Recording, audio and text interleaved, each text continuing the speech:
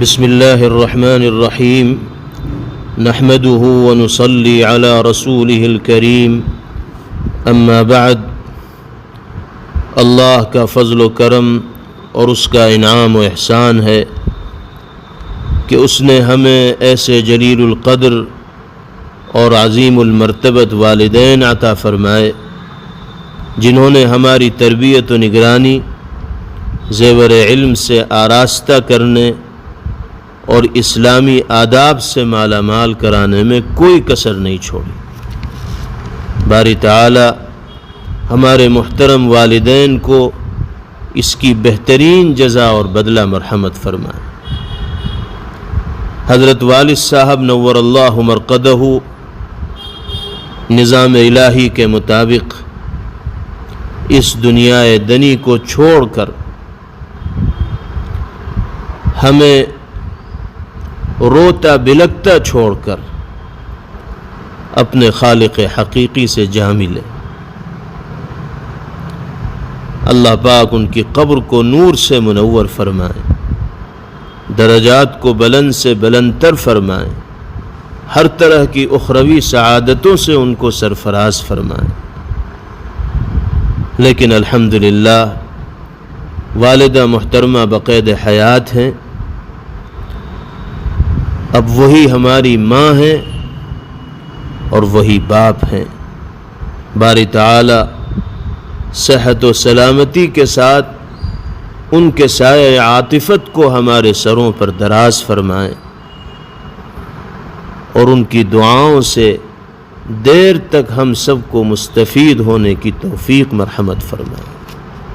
اسی طرح ہمارے بڑے بھائی برادر بزرگوار حضرت اقدس مفتی سید محمد سلمان صاحب منصور پوری دامت برکاتہم العالیہ، جو ہمارے لیے اب والد محترم کے درجے میں ہیں، اللہ تعالی ان کو بھی صحت و عافیت کے ساتھ قائم و دائم رکھیں اور ان کی شفقتوں سے اور عنایتوں سے دیر تک ہم سب کو مستفیض ہونے کی توفیق مرحمت فرمائیں۔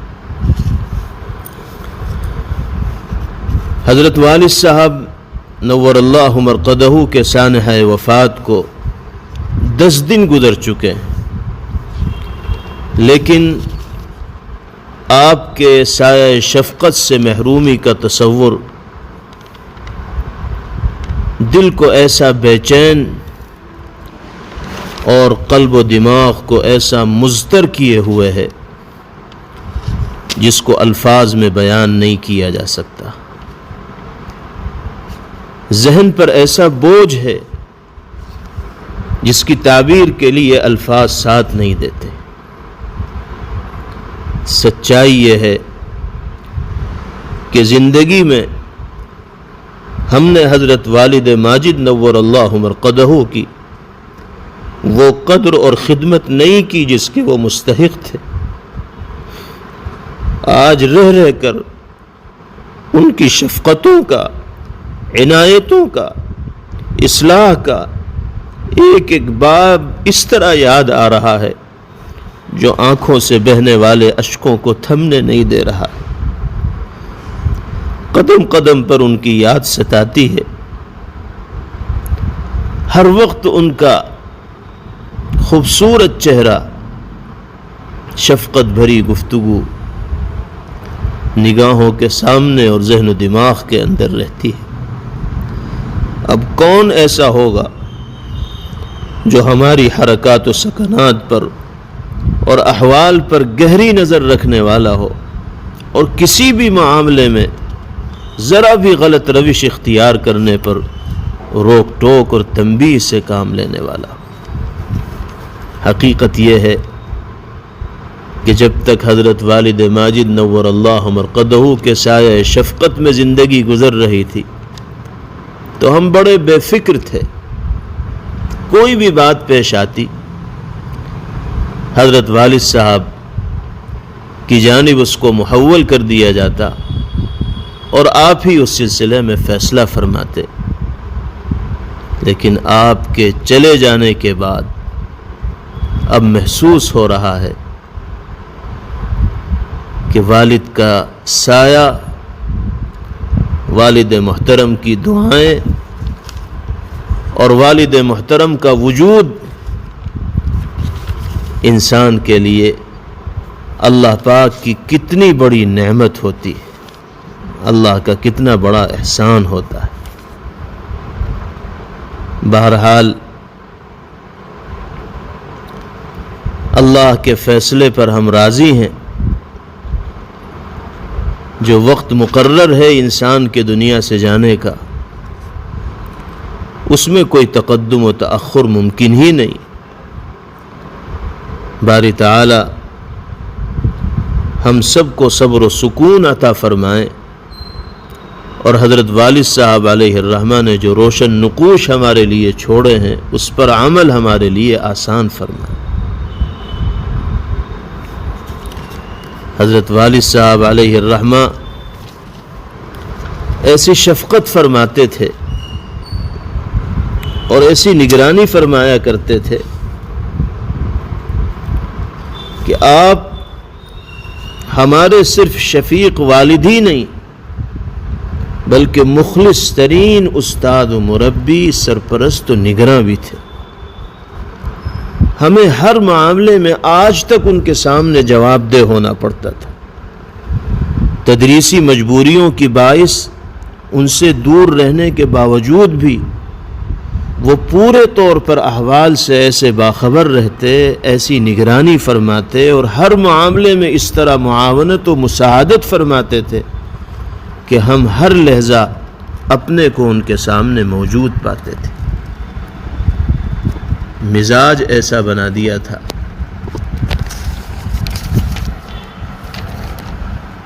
کہ کوئی کام حضرت والد صاحب علیہ الرحمہ کی مرضی اور منشا کے خلاف کرنے کی جرأت و ہمت ہی نہیں ہوتی تھی۔ کسی لمبے سفر پر جانا ہو یا کوئی اور معاملہ پیش ہو، جب تک والد صاحب کی طرف سے اجازت نہ ہوتی مجال نہیں تھی کہ ہم ایک قدم آگے بڑھا لیتے۔ اللہ تعالیٰ نے حضرت والد صاحب نور اللہ مرقدہ کو تعلیمی، تدریسی، انتظامی، ملی اور سماجی خدمات کے حوالے سے جن خوبیوں سے، کمالات سے، صفات سے اور صلاحیتوں سے مزین و آراستہ فرمایا تھا، اس سے تو دنیا واقف ہے اور معترف بھی ہے۔ لوگ اپنے مضامین میں اور تعزیتی تحریروں میں ان تمام چیزوں کا ذکر کر رہے ہیں۔ ہمیں بھی اس مختصر سی گفتگو میں اس تفصیل میں نہیں جانا ہے۔ ہمیں تو اس موقع پر حضرت والد صاحب علیہ الرحمہ کی زندگی کی بعض ان نمایاں صفات کو ذکر کرنا ہے جو بہت ممتاز طریقے سے آپ کی زندگی کے اندر مشاہدے میں آتی تھی۔ نمبر 1، رجال سازی، افراد سازی اور اپنے ماتحتوں کی تربیت کے حوالے سے اللہ نے جو صلاحیت اور کمال آپ کو عطا فرمایا تھا وہ بہت کمی کے ساتھ لوگوں میں دیکھنے کو ملتا ہے۔ تمام تر مصروفیات کے باوجود آپ اپنے ماتحتوں کی ایسی نگرانی فرمایا کرتے تھے، ان کی ایسی تربیت فرمایا کرتے تھے کہ کسی غلط راستے پر چلنے کی گنجائش آپ کے ماتحت زندگی گزارنے والے افراد میں سے کسی کے لیے ہوتی ہی نہیں تھی۔ ہم نے باضابطہ اگرچہ سال ہفتم میں مشکات شریف جزء 40 آپ سے پڑھی ہے، اس سے پہلے کوئی کتاب حضرت والد صاحب علیہ الرحمہ سے پڑھنے کا موقع نہیں ملا، لیکن حفظ کلام اللہ سے لے کر درجات عربیہ کی تعلیم تک حضرت والد صاحب علیہ الرحمہ ہمہ وقت ہمارے سلسلے میں فکر مند رہتے تھے۔ ہمارے جو قرآن کریم کے استاد محترم ہیں حضرت قاری محمد احسان صاحب دامت برکاتہم، ان کو حضرت والد صاحب کی طرف سے اس بات کا پابند بنایا گیا تھا کہ آپ ایک رجسٹر تیار کریں اور اس پر روزانہ کی کیفیت درج کیا کریں۔ چنانچہ جتنے بچے قاری صاحب کے پاس خاندان کے پڑھتے تھے، ان میں ہر بچے کی کیفیت اور احوال روزانہ قاری صاحب تحریر فرمایا کرتے تھے۔ ہمارے بارے میں بھی لکھتے تھے کہ کہاں سے کہاں تک سبق ہوا، سبقاً پارہ کتنا ہوا، آموختہ کتنا ہوا۔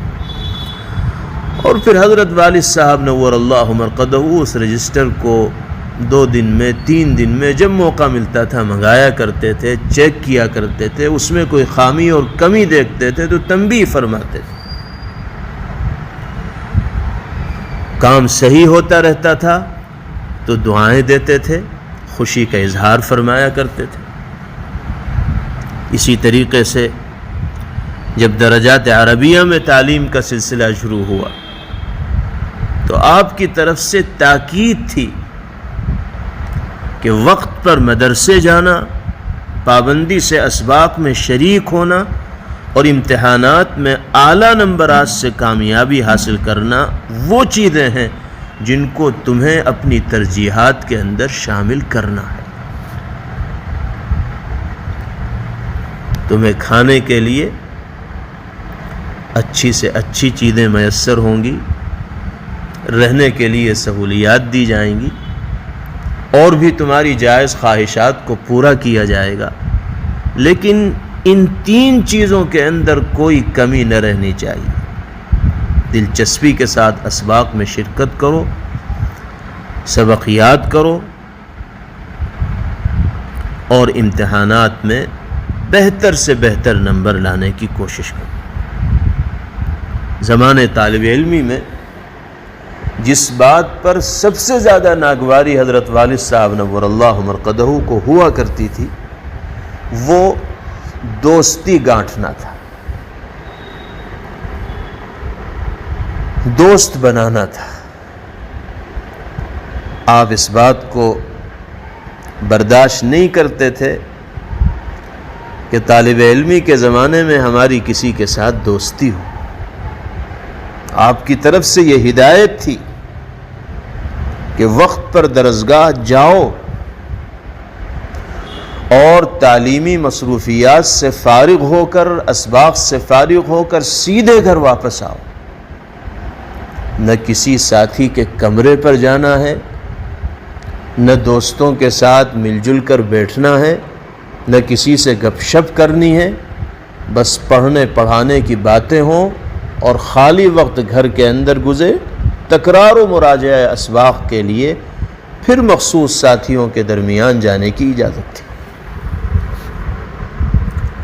اگر کبھی راستے میں اپنے کسی ساتھی کے ساتھ دوستانہ ماحول میں چلتے ہوئے آپ ہمیں دیکھ لیا کرتے تھے تو پھر ہماری خیر نہیں ہوتی تھی۔ گھر آتے ہی بازپرس ہوتی تھی، پوچھ تاچھ ہوتی تھی کہ کون تھا جس کے ساتھ جا رہے تھے، کہاں جا رہے تھے، کیا باتیں ہو رہی تھی۔ جواب دینا بھاری ہو جاتا تھا، مشکل ہو جاتا تھا۔ حضرت والد صاحب نور اللہ مرقدہ کی طرف سے اگر یہ نگرانی نہ ہوتی، یہ سرپرستی نہ ہوتی، یہ تنبیہ نہ ہوتی تو ہم جیسے لاؤبالی پن کے شکار لوگ نہ جانے کس راستے پر چل جاتے اور کیا کر رہے ہوتے۔ اللہ رب العزت والجلال والد صاحب کی قبر کو نور سے منور فرمائے، ان کے درجات کو بلند فرمائے۔ آج قدم قدم پر ان کی یہ شفقتیں اور عنایتیں یاد آتی۔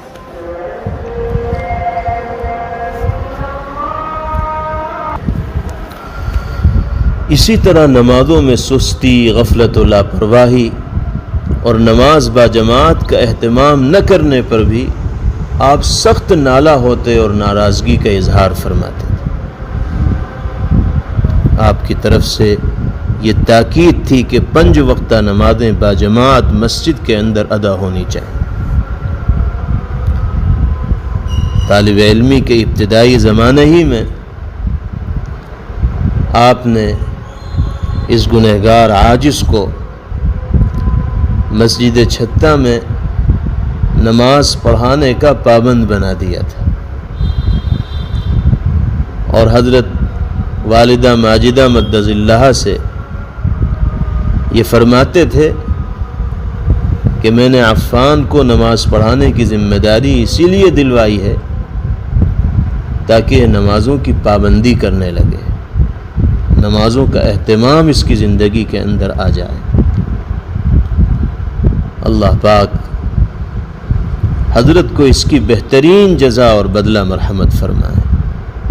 ان کی یہ شفقتیں، یہ توجہات، یہ سرپرستی، یہ تنبیہات نہ ہوتی تو نہ جانے آج ہم کہاں ہوتے۔ اسی طریقے سے فجر کے بعد سونا، یہ بھی حضرت والد صاحب نور اللہ مرقدہ کی نگاہ میں بہت بڑا جرم تصور کیا جاتا تھا۔ ان کے یہاں اس کی کوئی گنجائش نہیں تھی کہ گھر کا کوئی فرد نماز فجر کے بعد بستر پر دراز ہو جائے اور نیند میں غرق ہو جائے۔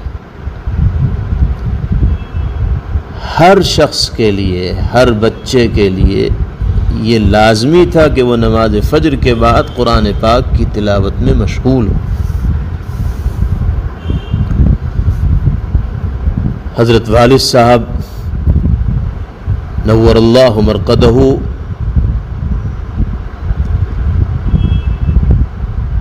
فجر کی نماز کے فوراً بعد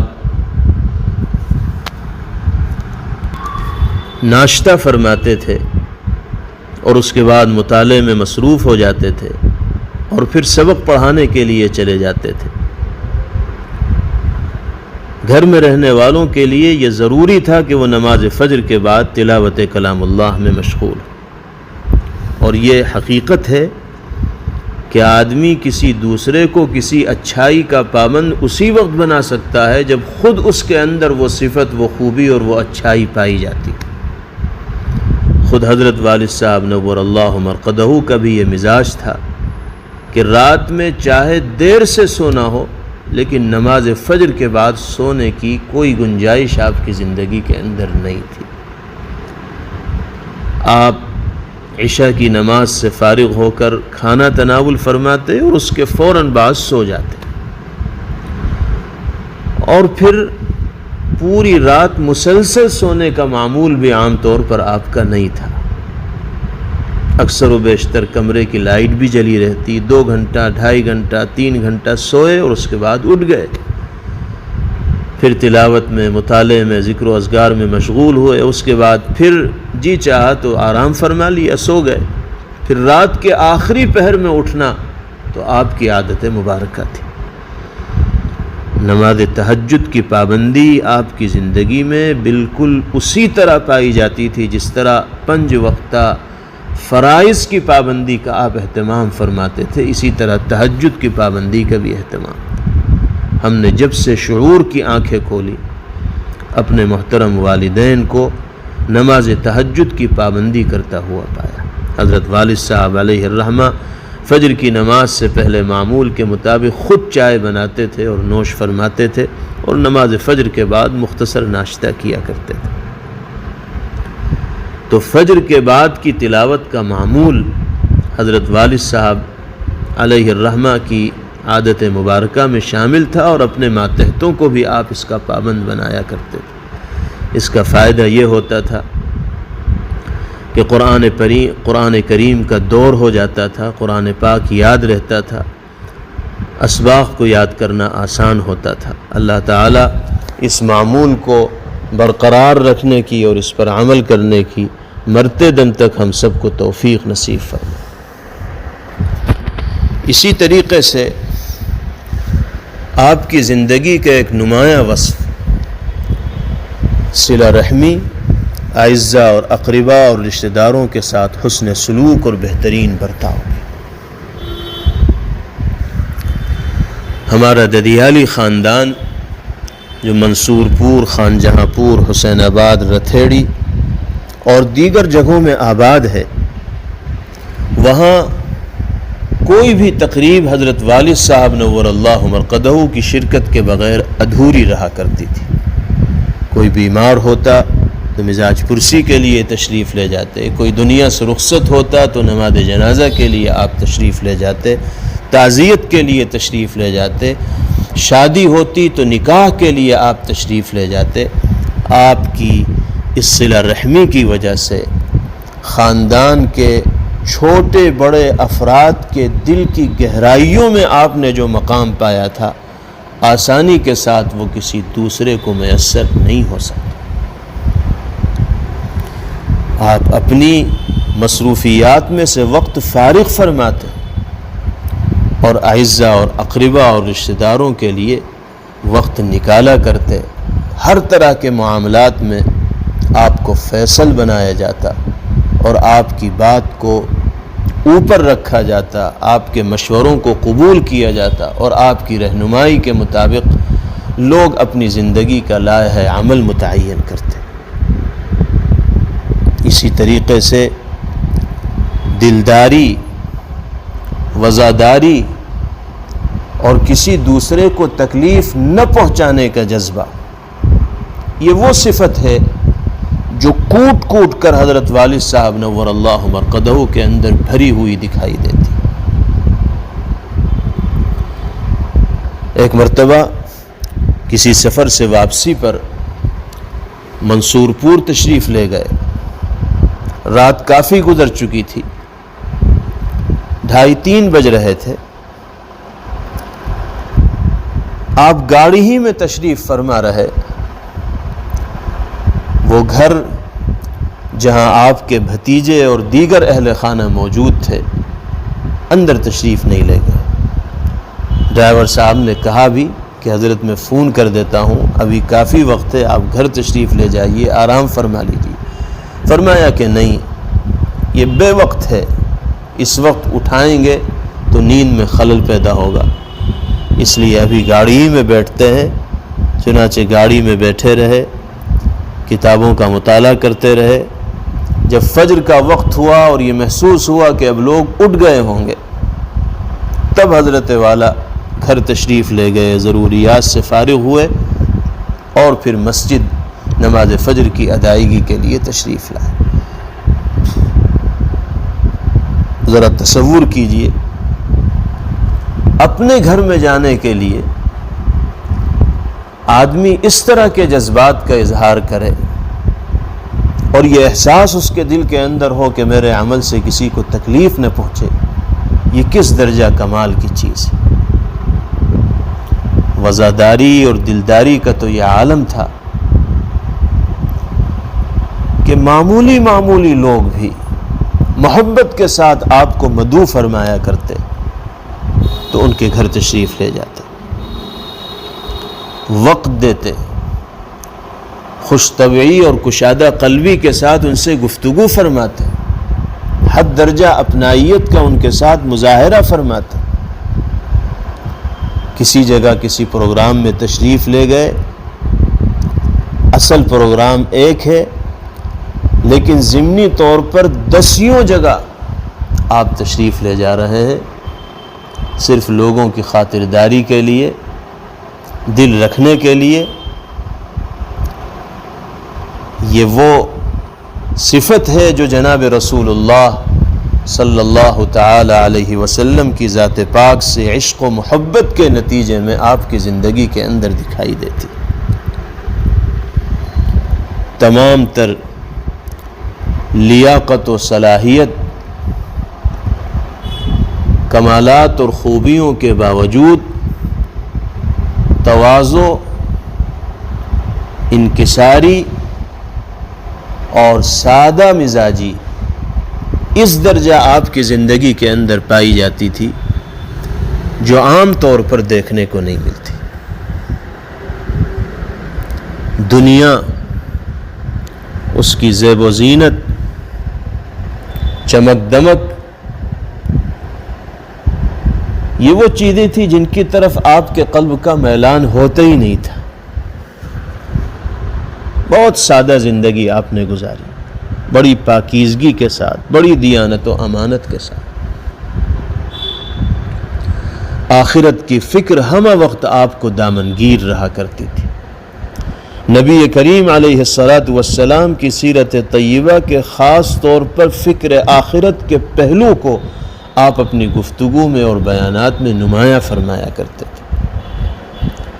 مراد آباد میں سیرت طیبہ کے عنوان پر سلسلے وار پروگرام حضرت مفتی محمد سلمان صاحب منصور پوری دامت برکاتہم کی زیر نگرانی ہوتے چلے آئے. محلہ کسرول کی مسجد ابراہیمی میں اس سلسلے کا جب پہلا پروگرام طے ہوا اور اس میں سیرت طیبہ کے مختلف عناوین طے کیے جا رہے تھے، تو حضرت والد صاحب نور اللہ مرقدہ نے اس گنہگار سے فرمایا تھا کہ تم سیرت طیبہ اور فکر آخرت کے عنوان پر مواد جمع کرو اور اسی موضوع پر تمہیں گفتگو کرنی. کتاب کی بھی رہنمائی فرمائی کہ خاص طور پر ترجمان السنہ کا مطالعہ کرو. دیگر کتابوں کی بھی رہنمائی فرمائی. جب مواد تیار ہو گیا حضرت کے سامنے پیش کیا، حضرت نے اس کی اصلاح فرمائی اور پھر اسی کے مطابق اس کو بیان بھی کیا گیا. تو فکر آخرت کا جو پہلو نبی پاک علیہ السلام کی سیرت سے نمایاں ہوتا تھا، حضرت والد صاحب نور اللہ مرقدہ نے اس کا عکس اپنی زندگی کے اندر اتار لیا تھا. اور جب آپ کے احوال کا، آپ کی کیفیات کا، آپ کے انہماک کا اور آپ کی مصروفیات کا مطالعہ کیا جاتا ہے اور اس پر نگاہ ڈالی جاتی ہے، تو اندازہ ہوتا ہے کہ آپ اپنے آپ کو پیغمبر علیہ السلام کی سیرت و سنت کے رنگ میں پورے طور پر رنگنے کے لیے کوشاں اور فکر مند رہا کرتے تھے. تحفظ ختم نبوت کے حوالے سے آپ کی جو خدمات ہیں اور اس موضوع سے آپ کی جو دلچسپی ہے، اس موضوع پر جس شرح صدر کے ساتھ آپ کی گفتگو ہے اور جو لگاؤ ہے، جو جذباتی تعلق ہے آپ کو اس موضوع سے، وہ بھی در حقیقت نبی کریم علیہ السلام سے عشق و عقیدت و محبت کا مظہر ہے. باری تعالی ہمیں بھی اس محبت کا کچھ حصہ نصیب فرمائے، اور جو روشن نقوش حضرت والد صاحب نور اللہ مرقدہ نے ہمارے لیے چھوڑے ہیں، اللہ پاک ہم سب کے لیے اس پر عمل آسان فرمائے. کہنے کو تو بہت سی چیزیں ہیں اور آپ کی زندگی کے مختلف پہلو ہیں جن پر تفصیل سے روشنی ڈالی جا سکتی ہے، لیکن اس وقت موقع نہیں. ایک آخری بات عرض کر کے میں اپنی بات مکمل کرتا ہوں. اللہ تعالیٰ نے آپ کو جو نمایاں صفات عطا فرمائی تھی، ان میں ایک اہم صفت اخفاء حال بھی.